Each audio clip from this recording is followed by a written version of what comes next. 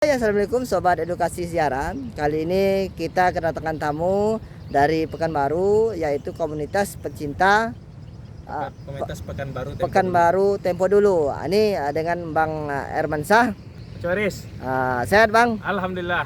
Bang, kita ini mau bertanya nih Bang, Iya. tentang yang Abang tahu tentang sejarah tahanan perang yang ada di Bangkinang. Konon ini bekas pabrik karet ini itu tahanan perang ya Bang. Iya. Kira-kira tahanan perang apa namanya Bang? Jadi di Bangkinang ini menurut keterangan sejarah ada Kem Romusa dari tawanan perang, mayoritas dari Belanda. Jadi mereka dipekerjakan oleh Jepang untuk membantu Romusa yang dibawa dari tanah Jawa untuk membangun jalur kereta api menghubungkan Pekanbaru ke Muaro Sijunjung untuk mengangkut batu bara dan tambang emas di Tangko Kwansing. Nah, jadi dibangunlah suatu camp. Camp itu untuk menaruh atau barak lah kalau istilah orang sekarang, atau tempat istirahat para Romusa itu untuk yang dipekerjakan. Jadi di sini ada dua tempat. Ada, kalau yang kita ini adalah camp laki-lakinya. Oh, ini camp Romusa laki-lakinya yang dari Belanda. Yang di monumen yang dekat sekolah ya, sekolah di Salo sana adalah yang perempuannya, yang wanitanya. Nah, yang sekarang menjadi ex pabrik karet kan. Nah, di sini mereka dipekerjakan nanti membantu pembangunan jalur itu sepanjang 220 kilo. Panjang ya Bang ya. Jadi tidak hanya tawan Romusa lokal rata-rata dari Pulau Jawa, tapi ada tawanan perang. Nah, jadi dahulunya sebelum Covid ini keturunan mereka datang ke sini. Ibaratnya jalan-jalan lah melihat peninggalan leluhurnya yang pernah menjadi tawanan perang ya, untuk membangun jalur Pekanbaru Muaro sepanjang 220 kilo. Berarti sepengetahuan Abang, pabrik karet ini di zaman Belanda atau sudah Belanda nih Bang? Kalau yang saya tahu, Coris, kalau karet ini setelah kependudukan Jepang, Belanda. Kalau timah mungkin dari era Belanda. Karena Stanum itu nama perusahaan.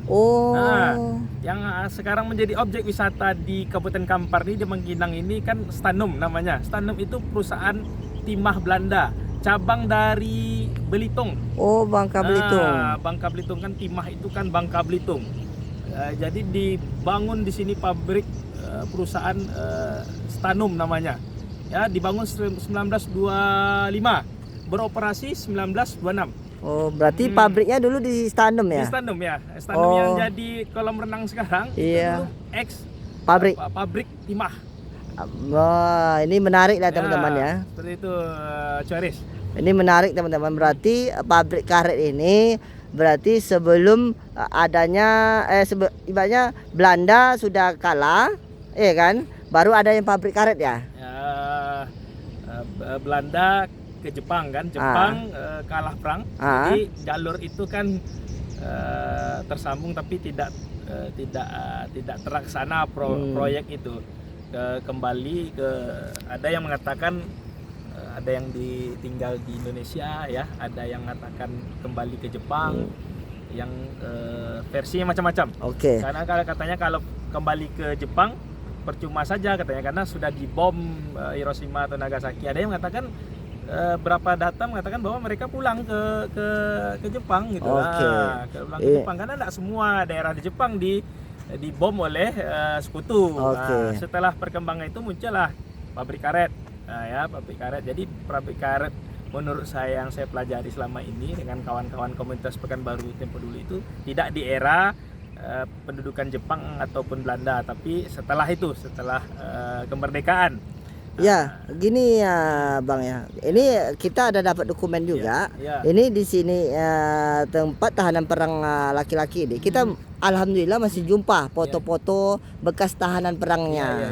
Tapi sekarang ini Bang, sayang kita Bang ya. Sudah rata ya. Sudah ini. Rata dengan apa? Dengan tanah nih. Sudah rata ya. udah hilang terkubur sejarahnya. Tapi mau gimana Bang? Iya, Kita itulah kondisinya. itulah kondisinya. Oke, Bang Herman, terima kasih waktu singkatnya. Oke. Assalamualaikum, jumpa lagi di channel-channel sejarah berikutnya. Assalamualaikum.